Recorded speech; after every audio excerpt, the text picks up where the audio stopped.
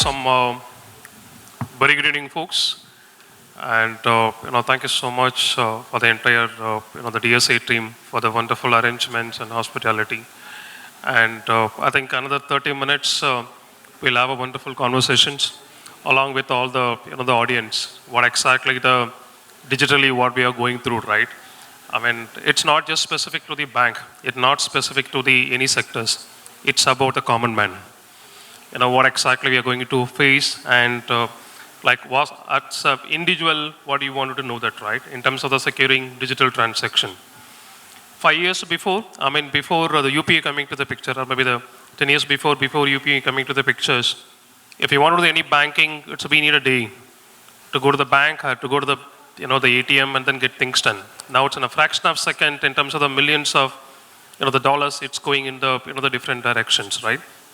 So that's why the digitally, the more it's connected, and where digitally more in terms of the interconnected world, we have a lot of the challenges over them. So earlier we were thinking it's only on the enterprise issues.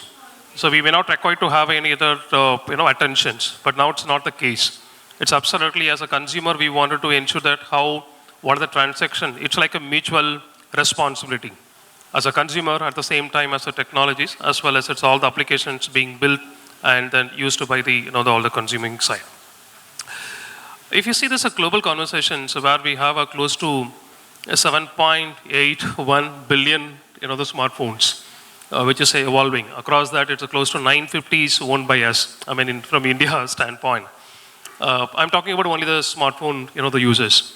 So think about in terms of the transaction. If you wanted to buy a food, clothes, or X, Y, Z, not only in terms of the banking, in terms of all the way just where it's completely connected. At the same time, just it evolves in the multiple other way also, like how this application to application communication is happening, and then how the mobile, I mean Android or iOS to the the mobile communication is happening. At the same time, applications to the back end of the respective enterprises, how it's connected. So we have a multiple aspects how it is connected and how we wanted to take it up on this. So we see the bigger challenges into the couple of parameters. One is the social element, right? Where we can do the social engineering and then where we can get the control of the respective application. That's the one wing.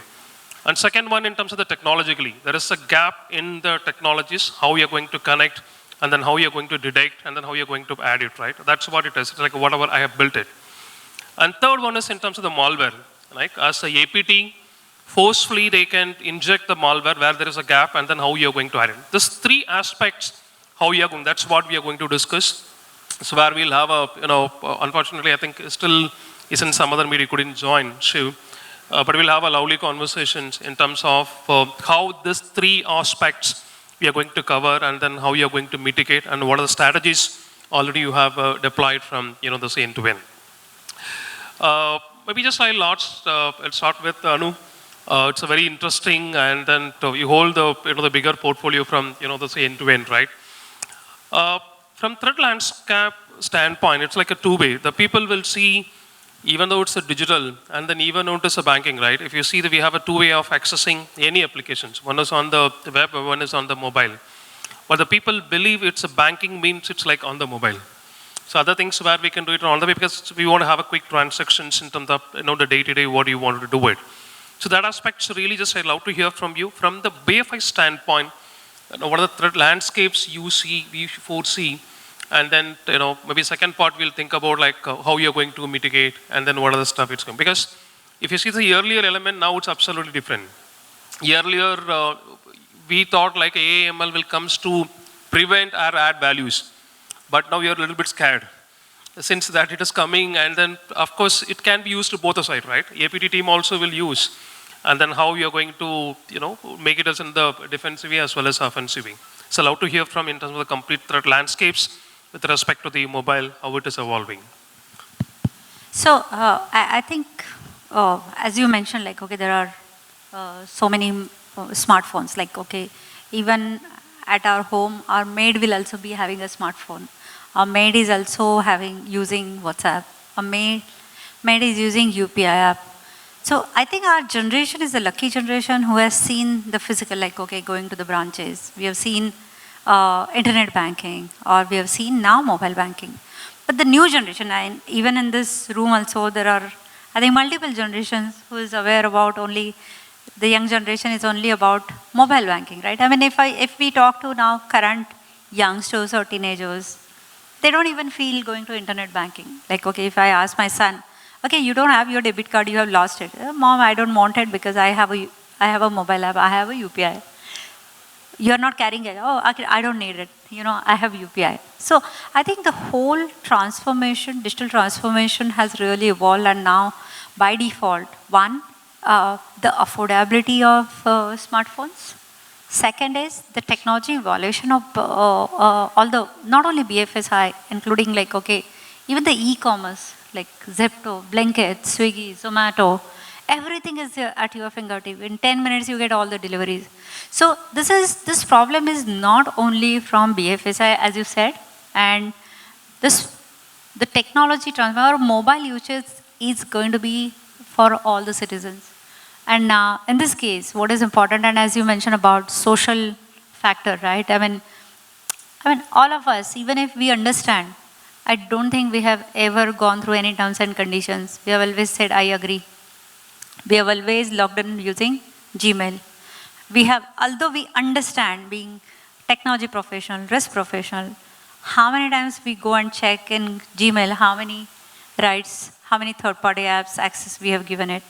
And it's a human psychology, right? We don't get to know until unless we really have some alarm, right? Like yesterday's news, Kirana Pro, which was a very well-known tool that has been hacked. Again, we blame companies for that, but eventually we are also responsible as consumer. At the same time, we are expecting whoever has provided mobile app has provided me safe app. Okay, that is a social factor that if I have an app, okay, my mobile is never going to be hacked. Okay, we are not considering whether I've given access, I have not given access, but we feel that my mobile, I'm a technologist, I'm a security professional, my mobile will never be hacked. While you don't know, like, okay, what exactly has been really read through your mobile, how exactly your mobile is used for that. And coming back to your question for BFSI, mobile is the first preferred option. Even now I'm in broking, even in banking it was mobile.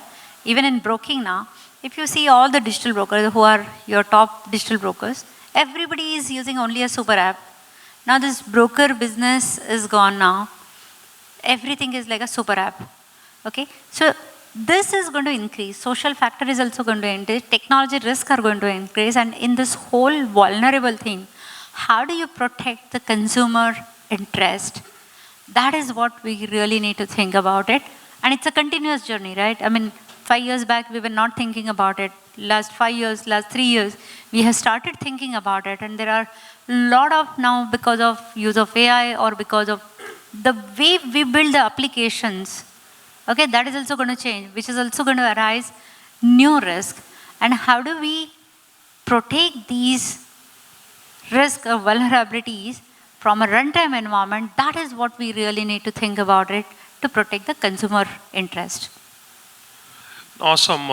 Like in terms of the clear perspective is you have given us in terms of the continuous journey. In terms of the mobile versions, what it is evolving, mobile model which is evolving, and in terms of the consumer experience which is evolving, of course, the entire scale also it's going in the the bigger way. And coming back to Manish, it's like a very interesting perspective she has given, right? Really, if you see the current world, just I'm coming from as a layman, right? Without wife we can live, but not with without mobile. And it's much more, maybe for us. I don't know. May not be for you. This is officially noted, recorded. So it's like always, right? I mean, 24/7 mobile live with us, including restroom, right? Including bedroom, and where all wife cannot get in, but the mobile can get in, right? That's what it is of the fundamental. At the same time, if you see this mobile app, it's like thousands of eyes watching you outside. By the way, Navneetan, this is equally for husbands also. Absolutely. In terms of the thousands of mobile, because it's like a simple question. So maybe I take it for the 30 seconds. How many of you are aware how many mobile apps you have in your systems, in your mobile? Maybe the count, 100, 200, maybe you can raise it. How many of well aware, how many apps in your mobile? No, it's both. I mean, that's also applications. Ultimately, they carry the data, right? 20. Awesome. Very glad to hear. 97. Awesome. What are the other number? 60. 12. 12. Okay. See, if you take average, if you take any mobile, no, who are the users, minimum they will have a 150 to 200 minimum, I'm saying. Because from the Play Store itself, by default, Google will give you a lot of compliments, right? They want to consume all the app. That is also its app over there, right? And if you take a average as a youngster, as you rightly mentioned, close to 500 to 1,000 apps they will have it. There is a survey in terms of the age of close to 18 to 25, they have it as a more app. When the age goes up, then number of apps come down. So with this aspect, really, Manish, just I wanted to hear from you because it's a real-time challenge what we are facing, right? As a consumer, you are facing. Really, we are not sure like what it has been going out. We much bothered about the the organization, but it is like all the data is which is lying. It's like much more bigger treasure, what everybody is consuming. So what's the aspects you see from the threat standpoint in terms of the real-time, the issues and challenges what we have it, and what's the remediation? Just you're working it's on the bigger impact in the ecosystem, right? Love to hear from you in terms of how, what specifically on the real-time detections as well as the preventions. Anu was talking about the kind of time spent on smartphone. So there's another interesting study that as a human, we are spending almost 6 hours daily on our phone, right? Which is like 25% of the time. Okay? Unlike many times, we realize that if we step out of our home without a phone, we have to come back and pick it up. That's how we are glued to the smart screen. And if I come back to the BFSI sector, it's a FINSEC event, so let me talk about BFSI. So BFSI is all about digital, and today's organizations are more of a tech organizations. If I talk about the stock exchanges, stock trading, or even banking, everything is all about tech. Right? Digital adoption also led to mobile revolution. Mobile revolution led to the kind of payment transactions or any kind of financial transaction we do is all on smartphones through the applications provided by these banks or fintech companies. Okay, but this has also led to a very serious kind of issue into the entire ecosystem. If we open newspaper today, we are suddenly going to read about some or the other data hacks or money gone or UPI account takeover, identity theft. This is becoming so common. Okay, this is one of the biggest challenge as a entire industry which we are facing. Okay. There are multiple reasons around it. Of course, even I was listening to the previous conversation, somebody was talking about our entire ecosystem working on fraud and identity takeovers. But one of the key reasons is always like, as a human, how much we care about giving access to these applications, okay, to our devices. What kind of permissions we are giving. Okay. Especially into Indian ecosystem, we have seen that we really do not care about what permissions are being asked by a mobile application. Click, click, click, done. Okay, I have to use. Okay. Of course, a lot of data started going back, okay. And these can be some applications where data compromise are happening and your data is available. A lot of applications are reading your SMS. A lot of applications started tracking your locations, and that is how the world of privacy is gone now.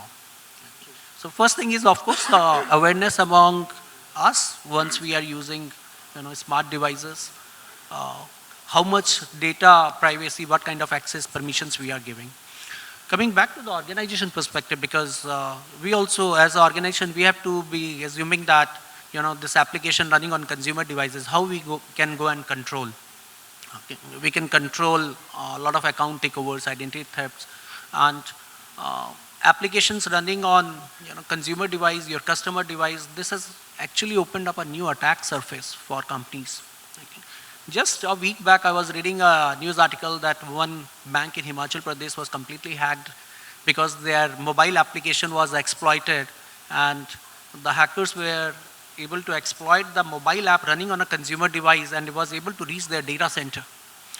compromise their CBS system. Just 1 week back, Indian Bank actually got compromised. So such is the vast impact which mobile applications are, creating. So two perspective of it. One, as a consumer, okay, how much data we are losing if we are giving permissions to these apps. Second, from company's perspective, how do we ensure that our applications, while it is running on consumer devices, whether it is B2B, B2C, onboarding, customer service, any kind of mobile application in the digital world, a bank has typically 10 applications, 15 applications. So even in the fintech world, it's like that.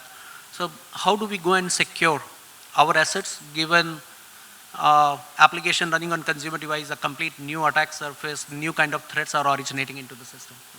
So we need to see both perspective and balance it off. Okay. A lot of compliances around it, but I'll leave it to, No, absolutely. No, that's next really we want to dig on those areas also, like what we are doing on the, the compliance standpoint. Thanks, Manisha. Thank you so much in terms of, bringing in terms of supply chain attack and things on. Since you raised in terms of supply chain attack, really, I want to hear from you. It's like a two aspects, right? One is what's happening from the industry standpoint, what are the things it's evolving, what are the controls we wanted to enforce, that's like a first one. Second one, from the, the consumer standpoint, what are the things they wanted to enforce as in terms of the hygienes, right? So what are the key stuff maybe you see or what you have enforced, maybe across your previous experience or the current one, like from the consumer standpoint, what are the things they have to take care as a hygiene, as well as from the enterprise standpoint, what are the things you have done it already, or what are things you have a plan to do it? So I just want to share like last 4 years, the way I have seen whether from banking or non-banking industry perspective.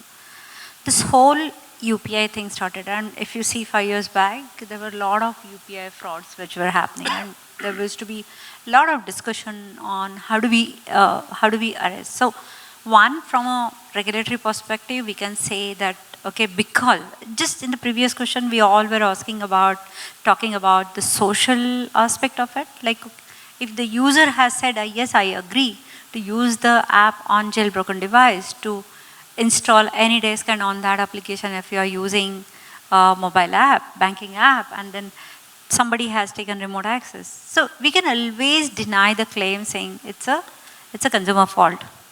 And 3 or 4 years back, I was in one of the I4C conference, and this is where the discussion started. How do we put the responsibility and accountability on the company who has provided that? Okay, that was a start of discussion. And how do we erase? Because threat actors are always going to target, but we can't stop them, right? But at least what we can stop is the consumer. What we can build the controls is only what we have it in our app. Another thing is that maybe I think today the maturity is much, much higher than 4 years back, but otherwise earlier we used to, just for saving 10,000 rupees, we used to buy jailbroken devices, but the percentage now is much, much reduced now.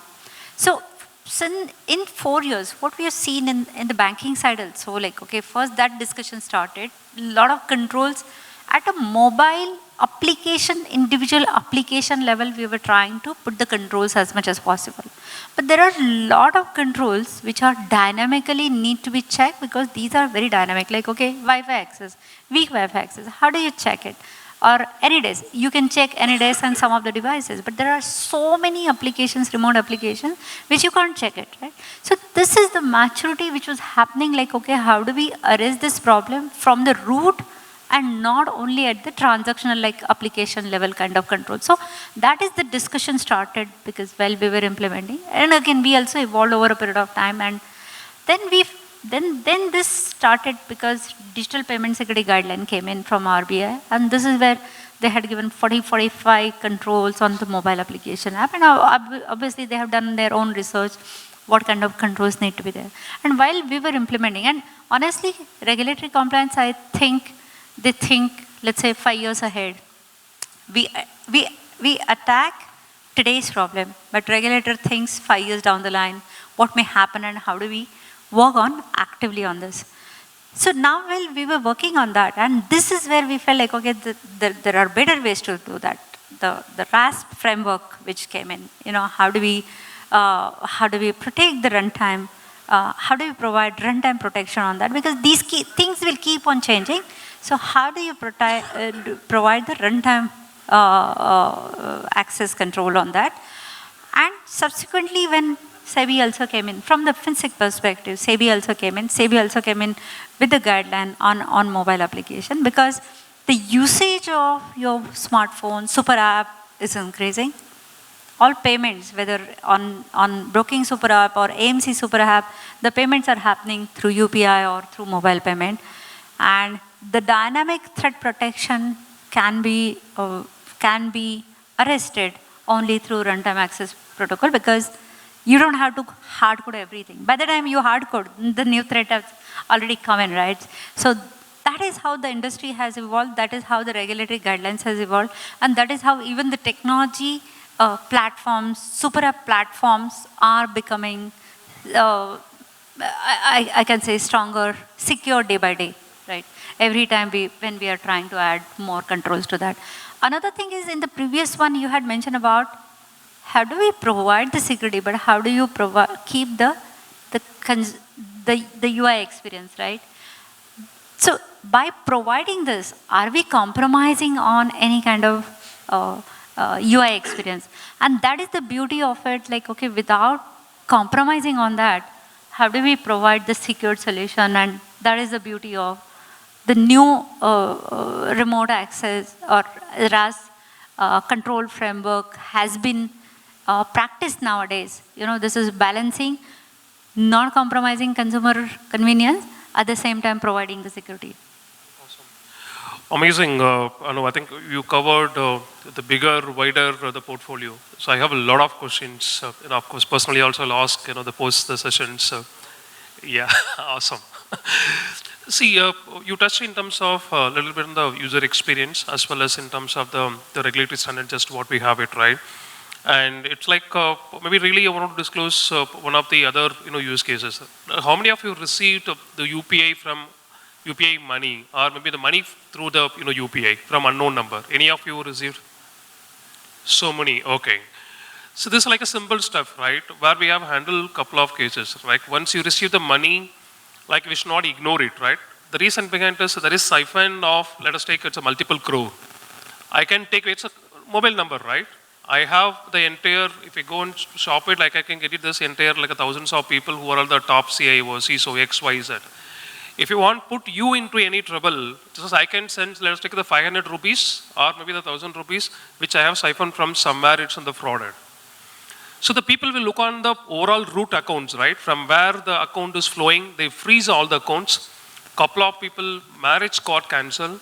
Couple of people, what are the plan in terms of the traveling to the, the other cities for the higher studies, that got cancelled because of they got into the trap. So the bigger the challenges is, not only sending the money is a challenges, in terms of the receiving also we have to notify to the in terms of cybercrime. Because the later stage, just you are in very proactive actions, like it's not belongs to me, somebody else, you are safer side. So by considering that things, Manish, I wanted to see, as Sri had mentioned, like how you're going to balance in terms of the, the innovations. Specifically, right, we have to keep innovating, and then the people should be the one click, they should be able to see, or whatever they think it should happen through the, mobile app, right? That's what it is, our expectations. And then, of course, where we wanted to see that in terms of fraud, the deductions as well as the prevention also. So love to hear, like, in terms of how you are balancing these two in, the real-time cases, and then how you are assuring at the same time by ensuring this all RBI, IRDA, as well as in terms of the SEBI guidelines. Because they never tell about in terms of the consumer experience. They tell about strictly on how securely you can do that. But how you are managing this triangle? This is a very difficult task to be, because if you talk about, one good thing is, like, India has become a leader in terms of, BFSI innovation. Okay. While we call it as a, Silicon Valley of FinTech. Almost 50% of the real-time payments globally, actually 50% of it happens in India. And that's how India has taken leadership, thanks to, mobile banking, digital banking, UPI ecosystem. Okay. But this also opened up altogether new window for, as I mentioned, account takeovers and identity thefts. Okay. India also become a leader in terms of, new ways of fraud and new ways of, tampering with the applications and ecosystem. Having said that, a lot of innovation around mobile application side, okay, being done by the ecosystem owners. I'm referring to Google and Apple ecosystem. While they keep on evolving, okay, a lot of new features are being enabled, and a lot of learning are happening into the sector, and the industry is also adopting to it, both from innovation perspective, capability perspective, UI, UX, as well as security. But looking at the kind of frauds which started happening, there's a lot of data points which originated again from the Indian market, Indian ecosystem. Okay. There has been a learning today. Today in India, we manage about 500 million smartphones on our cloud, and kind of 100 million data points we see every day. So this gives us a lot of input in terms of what kind of threats. In fact, you will be amazed to know that almost 10% of these sessions, okay, 10% out of this 100 million, 10 million sessions are having one or the other threat we identify. And the smartphones having these threats, going back to the ecosystem, is a very, very big challenge which industry is facing today. There are two primary reasons. I was talking about, like, as a consumer, sometimes we hardly care about the privacy and the smartphone security of our own. And secondly, if we care about something we miss upon in terms of, again, giving those rogue applications or download those applications. Today we are talking about, hundreds of applications which are just being circulated on WhatsApp and Telegram on the name of some authentic app, but people just end up downloading it. And this takes away the entire, data points from your devices, maybe banking information, your logins, there are keyloggers, there are so many malwares in the form of utility application, gaming applications, which has gone into the ecosystem. So doing and learning from this kind of user behavior analysis is one of the key driver for our innovation. Secondly, understanding the fraud patterns, how quickly we evolve. I mean, Google and Apple will always have new versions coming in, but with every version, of course, there are few of the other vulnerabilities which get embedded into the system. And yeah, that's the next one really I thought of, but just you hooked it. Because every week and every month there is a new release of these applications, right? How you're coping up, it's not stagnant, right? As Anu had mentioned, it's like every week it's like a movie release. Correct. So, I mean, there are thousands of different devices, right? OEMs are different and devices are different, their form factors are different. Okay. And the ecosystem is so fast evolving. Even while Android, we are having 15.5 version or like that now, still we will see in tier 3, 4 cities, people are using Android 6 and 7 version, which means that they have not updated their phone for the last 6, 7 years. Yes, this is a big issue. Now, if you go to a banking sector service provider, or even in SEBI regulated entities, stockbroking, if you start talking about why not to block Android 11 and below, the business will say no. Yeah, I have customers, right? So this is a big challenge for the tech team and for the cyber security team to handle. True. And frauds starts happening, then there is another question that why this is happening, who is going to why our apps are being tampered with. So you need to balance it from business perspective, from privacy, from security perspective, and understanding those user behavior patterns is one of the most important thing in business today, especially again BFSI sector, as I say, is all about technology, because today models are evolved around technology, right? And mobile applications have become a key for any kind of fintech sector to be capturing the market, to go to and service and onboarding of customers. The entire models are evolving around mobile applications, and hence the kind of innovation from both perspective, from industry as well as organization, and from the OEM perspective, we have to be very collaborative and do this kind of innovation jointly. Awesome, Manish. Just you have given one more lead. I think from the wider coverages, how you are the balancing and then how you are connecting, and like in terms of you touched user behavior based, like what it's happening, right? And maybe just I'll put it to you, Anu. See, now this DBDB is coming to the pictures, right? See, we are thinking like in terms of security standpoint, how I can analyze this user pattern, user behavior, user biometrics in terms of how I touch, what is the speed of my touch in terms of the mobile, how I hold my mobile, right? So that way just I can detect like a who's a whoy. This way it's easy to profile, right? That's also it's like in terms of the PA information, because I can have millions of data, like I can give a mobile and then I can detect like who holds, then I can tell this is the X person, this is a Y person. So this also is a bigger challenges which is coming, right? How you see like in terms of the people are moving towards in terms of the behavior pattern, in terms of the security standpoint, but other side we have the bigger challenges in terms of the data privacy side. Because it's easy to detect, right? I may not require to have a facial detections, I may not require to have either retina or maybe fingerprint. Just holding the mobile, I can tell you, he's a person. I think if you see DPDP perspective, I think it talks about, it qualifies that, okay, what kind of data will be considered as a privacy. Like if you have a location tracking and if you're sharing that, so DPDP doesn't say that don't track anything, okay? DPDP says that, one, are you taking my permission to track? Second thing is, for what purpose are you doing it? Okay, if you're doing it for my benefit, fine. I'm not giving you a right to share with someone else. For example, my health records. I have a lab app, okay, where I'm downloading those reports. So you have done my testing, you have given me a report. I'm not allowing you to share this data with anyone else, even this tracking perspective. If you implement these controls from my protection perspective, that is what we are permitting, right? But if you give me like, okay, what all activity was you're doing, based on that you analyze my profile and I give this data, your profiling data, to third parties so that they sell you few more products. Okay, when you do that, that is a breach of privacy. Or without permission, you're allowing somebody to track me and then say what all activities what I have done. That is a breach of privacy.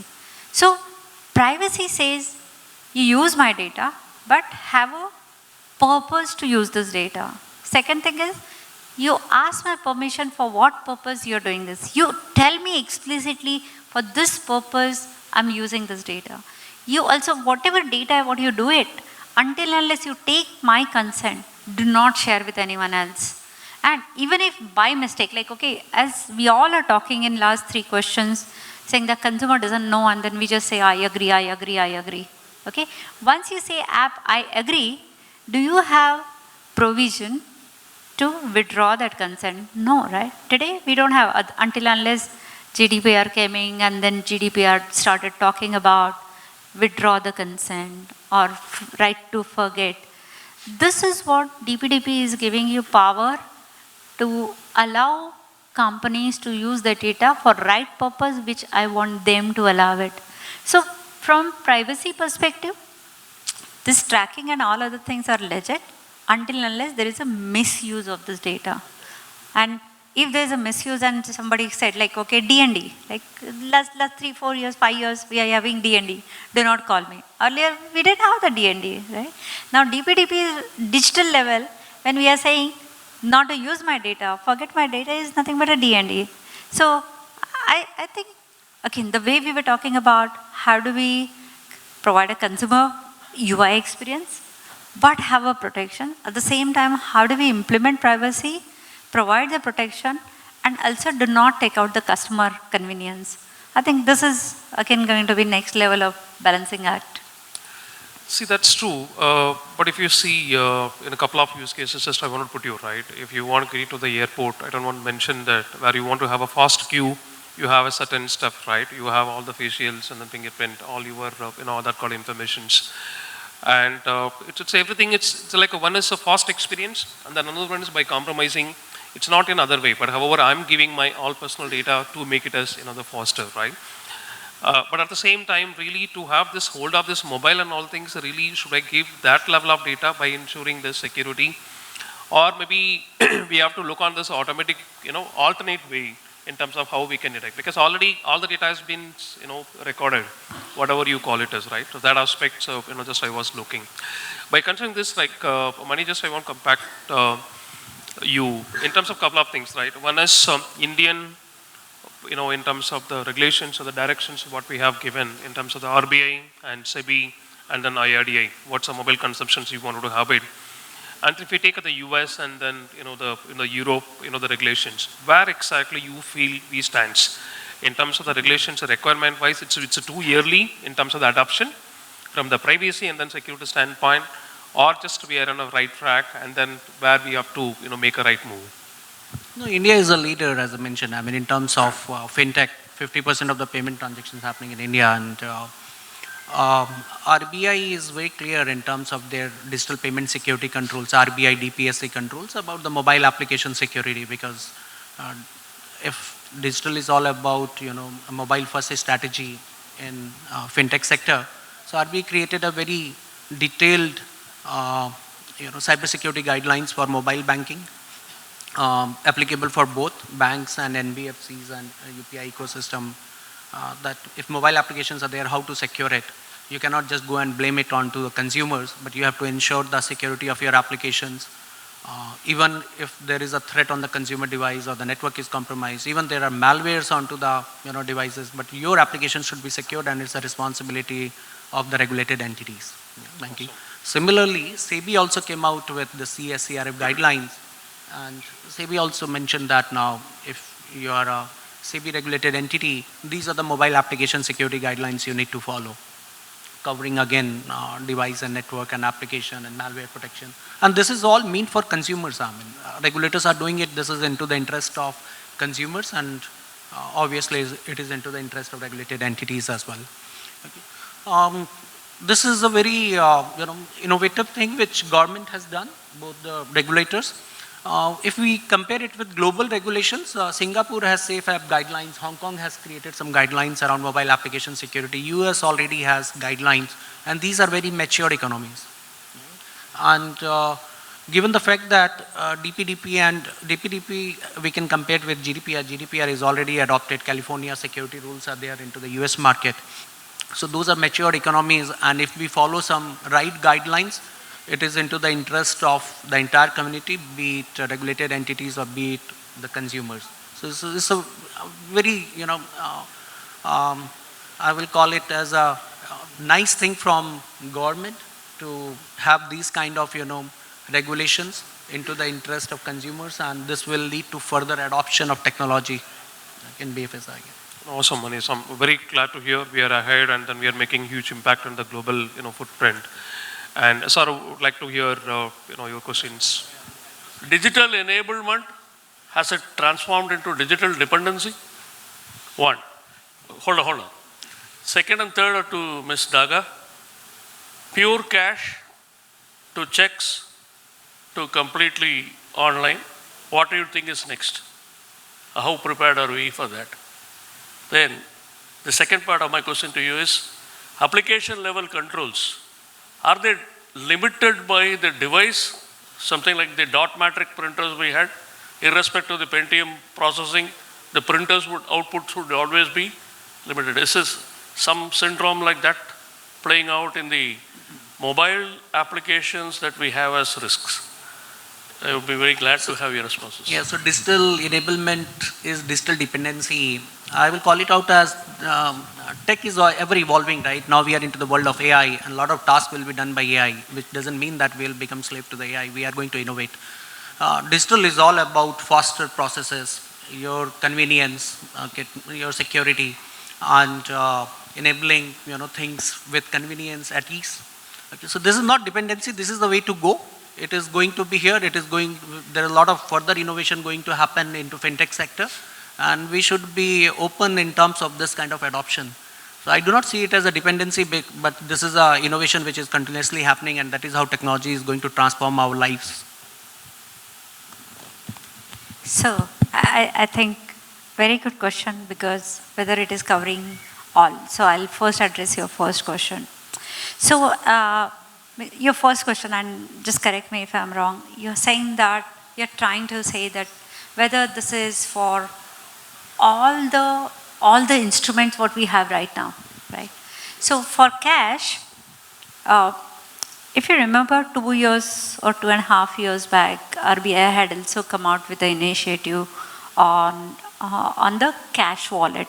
Okay, I forgot the name right now, but I think 2.5, 3 years back, this is a POC which we had done. A lot of selected, I think 5, 6 banks has also participated on that. So it was similar to, because we had cash economy, right? Earlier, if you see India had a major cash economy. And then I think 8, 10 days back, I was also reading in Times of India only, there was a statistic saying that now cash economy or alternate, I think it was in Mint, the alternate economy, the percentage after this demonetization and all has been reduced now. I don't remember the percentage, but 2.5, 3 years back, there was one concept which was actually rolled out on digital cash wallet. And because the worry of cash, the way cash economy works is like, okay, there is no transaction trail, right? And that is what not being tracked.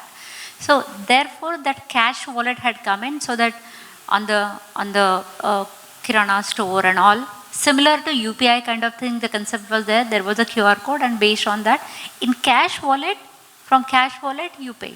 And from cash wallet, even if I pay from my cash wallet to your cash wallet, it doesn't get enrolled into the banking transaction. So that is what the concept, what we tried. I think then afterwards it got dilated. Maybe I think in some time that will come back again on the adoption perspective. Second thing on the check, see, checks are still there, but if you see the percentage of checks now, I think in last, 5 years, I don't think I have ordered any check because of our online payment, IMPS, NEFT, RTGS. These transactions, one through net banking, which are happening.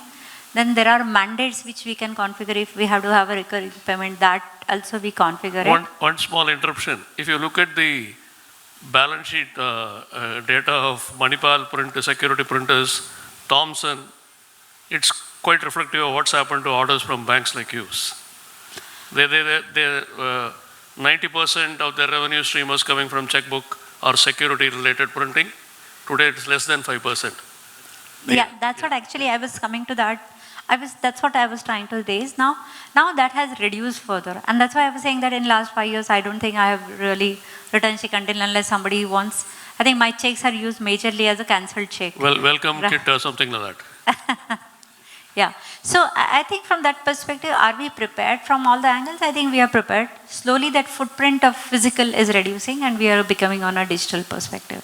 I forgot your second question. No, that question itself, the final is, what do you think? Now that we are, I mean, like Manish was saying, 90% of the total transactions are online, and globally we are 50% online. So from here, where do you see it evolving next? Because this is also going to be a part of the evolutionary process.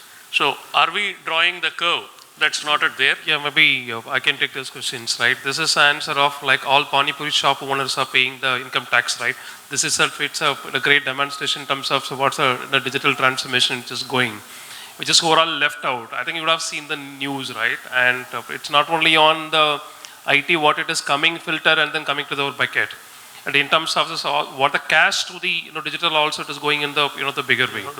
And yeah, that's maybe, I don't know whether you heard, like the Bangalore, it's a lot of Pani Puri folks, and they are monitored and they have requested to pay the income tax. Because in terms of, they went in the bigger way, because digitally they are paying what are things, it's went beyond that.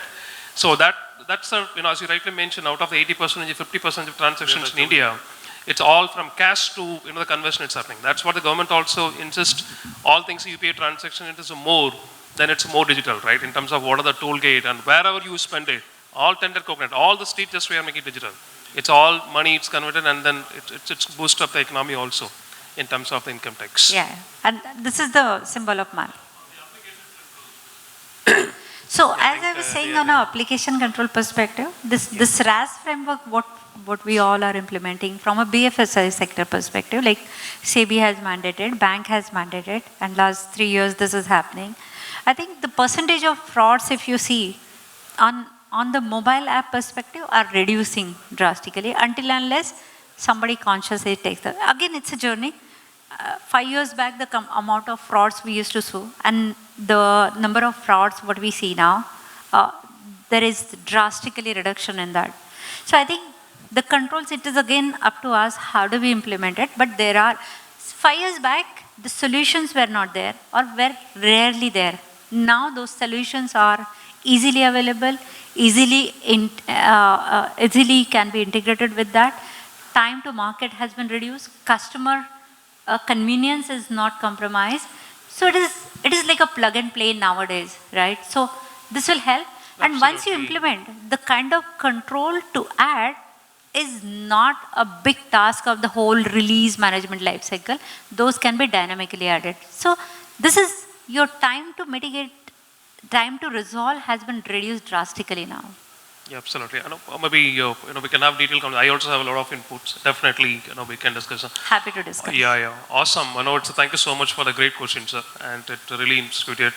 And maybe just last one-liner statement in terms of the digital transformations, in terms of the first mobile world, what we are evolving, like who is responsible and who has just one-liner input from you, Manish, as well as Anu. Yes, so I think organizations need to balance innovation and trust. That's how it should be once it comes to, digital strategy, mobile strategy. So balance it. Yeah, it's a very bigger word, right? It's a balancing between the test and this one. Yeah, Anuji. I feel that don't go only on a regulatory. Just think from a consumer interest perspective, protection of consumer interest. Don't implement because regulator is asking to do. Think about how do we build trust in the consumer. Things are secured. You need to implement that in true spirit, and if you implement now the way the evolution has happened, at least from fintech perspective, you are in safe hands. Awesome. Thank you so much, Manish. Yeah. No, I can see Mr. Pandey now. Hi, Shiv. Yeah, sir. Yeah. Okay, all right. Yeah. It's awesome, and really we enjoyed the conversation. Thank you so much for that. Now, in terms of this ultimate responsibility, the responsible usage, right? As a consumer as well as in terms of service provider of the application. So that thing needs to be balanced from end to end to add value, and then how we can make the impact. Thank you so much, Shiv. Please join us. Yeah, he can say his perspective from. Yeah. So just love to hear, maybe just last 30 seconds of your input. Please. So just maybe, it's like our pleasure to have of you 30 seconds and get your insights on, the last views of, in terms of the secure transactions, what we are doing. I mean, you have seen in terms of the fintech as well as now you are seeing it's all the industry side also. And from the consumer side, like what are things we need to be taken care, and then from the industry side, what are things just you are, the involving from the current, this organization. Mobile point of views. Okay, so now you can say we have moved from desktop to laptop, and the new era is now today we are talking about most of the thing on the mobile native applications. Whether it is BFSI, it is already done. Now in other industries also it is happening. So the mobile security has become very, very important. Whether you have to be complete visibility from which mobile native application your enterprise applications are connecting, whether they are safe or not. So that's become very, very important, and you need to safeguard, the complete ecosystem on the same. And that's why, mobile security is very important. Yeah, but you see is from the fintech to the industry, it's like something is different, or it's moreover, it's like as accountability wise, it goes to the end customers. Because seriousness, regulation is something different, right? If you do the fintech, of course, the regulatory push it, but from the other side, See, it's depend. If you talk about the BFSI, the regulations is very stringent, and it is very highly regulated because the money is involved on the same. But now, if you come to the other sectors, FMCG and others, manufacturing sector, they are not very highly regulated.